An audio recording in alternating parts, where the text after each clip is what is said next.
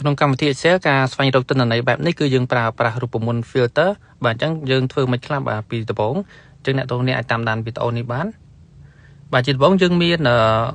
table មួយដែលមានទិន្នន័យទាំងអស់បាទនៅ sheet ទី1បន្តមកទៀតយើងត្រូវការ search វានៅ sheet ទី2បាទមាន2 sheet sheet ទី1និង sheet ទី2ហើយយើង search នៅ sheet ទី2អញ្ចឹងយើងប្រើរូបមន្ត filter មកបាទសរសេរ filter បាទចុចលើរូបមន្ត filter ហើយបន្តមកទៀតយើងទៅ